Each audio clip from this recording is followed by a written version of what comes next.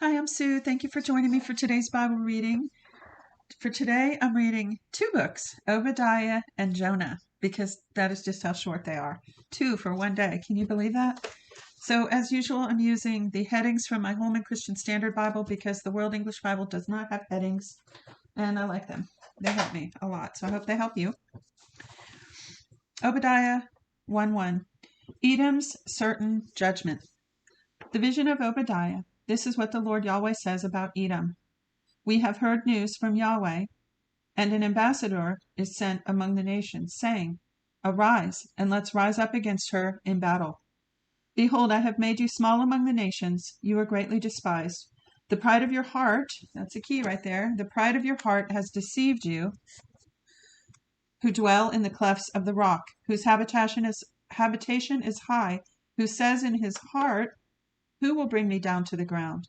Though you mount on high as an eagle, and though your nest is set among the stars, I will bring you down from there, says Yahweh. If thieves come to you, if robbers by night, oh, what disaster awaits you! Wouldn't they only steal until they had enough? If grape pickers came to you, wouldn't they leave some gleaming grapes? How Esau will be ransacked. How his Esau and Edom, they're the same here, okay? How Esau will be ransacked. Let me stop again. That's one of the things I keep trying to point out. The Bible tends to switch names on you. Like I said before, it can talk about Nebuchadnezzar, Babylon, and the Chaldeans, and really always be, in those instances, be talking about the same area or peoples. And here it's going back and forth between Edom and Esau. Verse 6, How Esau will be ransacked, how his hidden treasure are sought out. All the men of your alliance have brought you on your way, even to the border. The men who were at peace with you have deceived you and prevailed against you. Friends who eat your bread lay a snare under you. There is no understanding in him. Won't I in that day, says Yahweh, destroy the wise men out of Edom and understanding out of the mountain of Esau? Your mighty men, Teman, will be dismayed, to the end that everyone may be cut off from the mountain of Esau by slaughter. For the violence done to your brother Jacob, shame will cover you, and you will be cut off forever. This is Edom's sin against Judah. Let me say that statement again because I skipped the heading. Edom's sin against Judah. Verse 10. For the violence done to your brother Jacob, shame will cover you, and you will be cut off forever. In the day that you stood on the other side, in the day that strangers carried away his substance, and foreigners entered into his gates and cast lots for Jerusalem, even you were like one of them. But don't look down on your brother in the day of his disaster, and don't rejoice over the children of Judah in the day of their destruction. Now, you could go look this up.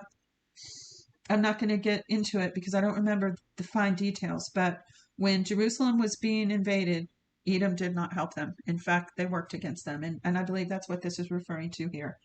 That's why it says, in the day that you stood on the other side, in the day that strangers carried away his substance, and foreigners entered into his gates, and cast lots for Jerusalem, even you were like one of them.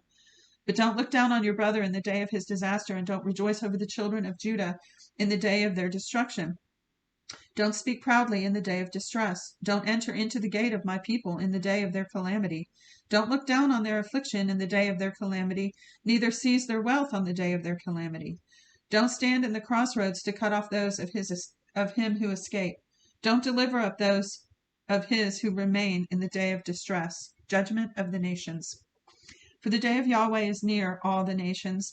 As you have done, it will be done to you, for your deeds will return upon your own head. For as you have drunk on my holy mountain, so will all the nations drink continually. Yes, they will drink, swallow down, and will be as though they had not been. But in Mount Zion there will be those who escape, and it will be holy. The house of Jacob will possess their possessions. The house of Jacob will be a fire, the house of Jacob a flame, and the house of Esau for stubble. They will burn among them and devour them. There will not be any remaining to the house of Esau. Indeed, Yahweh has spoken.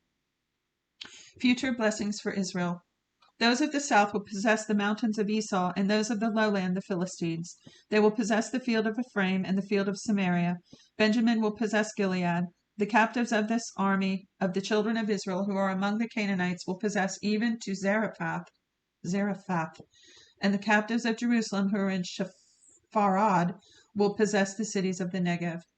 Saviors will go up on Mount Zion to judge the mountains of Esau, and the kingdom will be Yahweh's.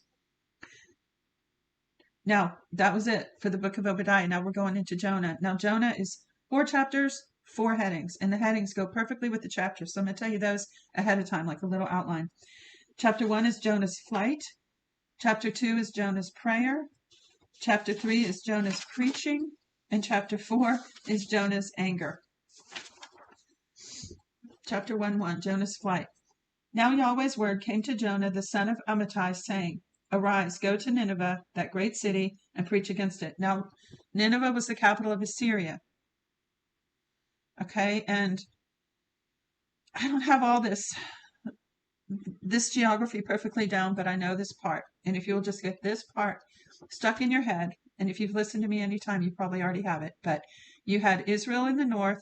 This was the divided kingdom. Israel in the north, Judah in the south, and Assyria was up to the I believe, east of Israel, and they had invaded Israel. They invaded other places too, of course, but they invaded Israel at one point. And 200-300 years later, Babylon, which is to the, make sure I got it straight, east of Judah, down south, invaded Judah. So that's how I picture it, like Assyria up by Israel. Babylon, it's not close and next door, it's 800 miles away, but it's Babylon down by Judah. And up there, Nineveh was the capital of Assyria. Okay, so when Jonah spoke to Nineveh, he was speaking to Assyria. And so remember here in Jonah, if you know the story at all, they repented, but then not that many years later, I forget how many, they changed their mind and they invaded Israel up there. So, so you could look more into that too, if you want to know more about it. Once you start getting some of these pictures in your head, all the scripture becomes a lot more interesting. Okay, so let me go back to this. He said, Arise, go to Nineveh, the great city, and preach against it, for the wickedness has come up before me. But Jonah rose up to flee to Tarshish from the presence of Yahweh. He went down to Joppa and found a ship going to Tarshish, so he paid its fare and went down into it to go with them to Tarshish from the presence of Yahweh. It's so funny, this story. Verse 4, But Yahweh sent out a great wind on the sea, and there was a mighty storm on the sea, so that the ship was likely to break up. Then the mariners were afraid, and every man cried to his God. They threw the cargo that was in the ship into the sea to lighten the ship, but Jonah had gone down into the innermost parts of the ship. It's so funny. He thinks he can hide.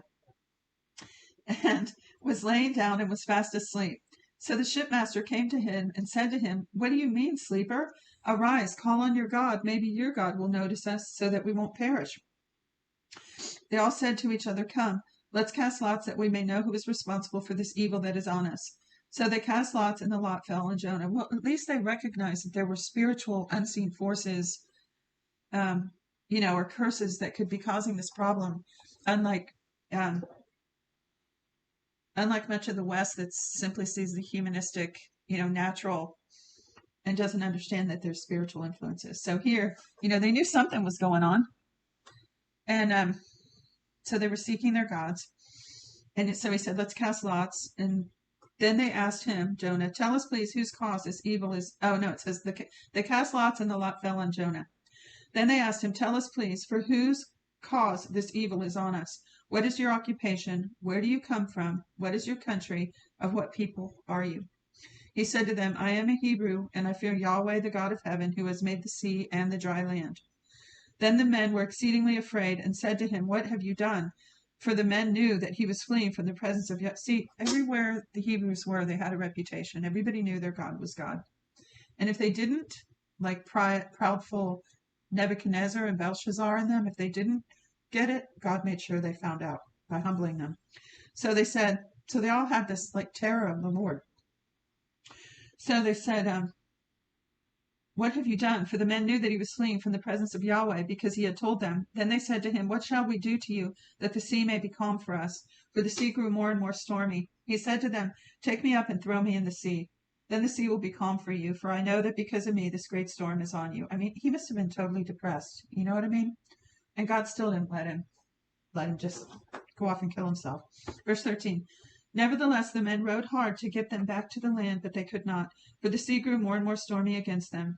Therefore they cried to Yahweh and said, We beg you, Yahweh, we beg you, don't let us die for this man's life, and don't lay on us innocent blood, for you, Yahweh, have done as it pleased you. So they took up Jonah and threw him in the sea, and the sea ceased its raging. Then the men feared Yahweh exceedingly, and they offered a sacrifice to Yahweh and made vows. Yahweh is the same God we serve today, everybody. We always need to remember that. Verse 17, Yahweh prepared a huge fish to swallow up Jonah, and Jonah was in the belly of the fish 3 days and 3 nights. Jonah's prayer. Then Jonah prayed to Yahweh his God out of the fish's belly. He said, I called because of my affliction to Yahweh. He answered me. Out of the belly of Sheol I cried. You heard my voice. For you threw me into the depths, in the heart of the seas. The flood was all around me. All your waves and your billows passed over me. I said, I have been banished from your sight, yet I will look again toward your holy temple. The waters surrounded me, even to the soul. The deep was around me. The weeds were wrapped around my head. I went down to the bottoms of the mountains. The earth barred me in forever. Yet you have brought up my life from the pit, Yahweh, my God. When my soul fainted within me, I remembered Yahweh. My prayer came into you, into your holy temple. Those who regard lying vanities forsake their own mercy. But I will sacrifice to you with the voice of thanksgiving. I will pay that which I have vowed. Salvation belongs to Yahweh. Then Yahweh spoke to the fish, and it vomited out Jonah on the dry land. Jonah's preaching. Yahweh's word came to Jonah the second time, saying, Arise, go to Nineveh, that great city, and preach to it the message that I give you. This story just makes me laugh. Verse 3, So Jonah arose and went to Nineveh according to Yahweh's word. Now Nineveh was an exceedingly great city, 3 days' journey across. Jonah began to enter into the city a day's journey, and he cried out and said, In 40 days Nineveh will be overthrown. The people of Nineveh believed God, and they proclaimed a fast and put on sackcloth, from their greatest even to their least. The news reached the king of Nineveh, and he arose from his throne, took off his royal robe, covered himself with sackcloth, and sat in ashes. He made a proclamation and published through Nineveh by the decree of the king and his nobles, saying, Let neither man nor animal, herd nor flock taste anything. Let them not feed nor drink water, but let them be covered with sackcloth, both man and animal, and let them cry mightily to God. Yes, let them turn every one from his evil way and from the violence that is in his hands. Who knows whether God will not turn and relent and turn away from his fierce anger, that we might not perish. God saw their works, that they turned from their evil way. God relented of the disaster which he said he would do to them, and he didn't do it. So God changed his mind. Do that? Jonah's anger. But it displeased Jonah exceedingly, and he was angry. He prayed to Yahweh and said, Please, Yahweh, wasn't this what I said when I was still in my own country? Therefore I hurried to flee to Tarshish, for I knew that you are a gracious God and merciful, slow to anger and abundant in loving kindness. Like, what an accusation. You're such a good God. Anyway, he's mad because he's good and gracious and merciful. All right, it says, I knew that you are a gracious God and merciful, slow to anger and abundant in loving kindness, and you relent of doing harm. Therefore now, Yahweh, take, I beg you, my life from me, for it is better for me to die than to live. Yahweh said, Is it right for you to be angry? Then Jonah went out of the city and sat on the east side of the city, and there made himself a booth and sat under it in the shade until he might see what would become of the city. Yahweh God prepared a vine and made it to come up over Jonah, that it might be shade over his head, to deliver him from his discomfort. This reminds me of a mother or father going and putting a blanket on their toddler. You know, their toddler's mad and pouting, and just going and covering him up. So cute. So Jonah was exceeding glad because of the vine. But God prepared a worm at dawn the next day, and it chewed on the vine so that it withered. When the sun arose, God prepared a sultry east wind, and the sun beat on Jonah's head so that he fainted and requested for himself that he might die, and said, It's better for me to die than live. God said to Jonah, Is it right for you to be angry about the vine? He said, I am right to be angry even to death.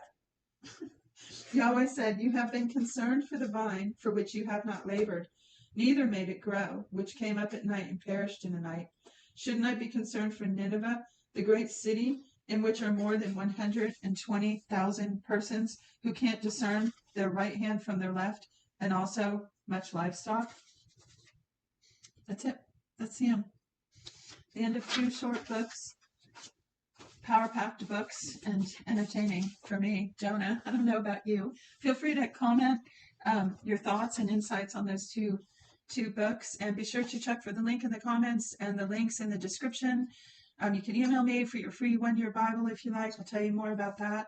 And that's it for today. Thank you for joining me.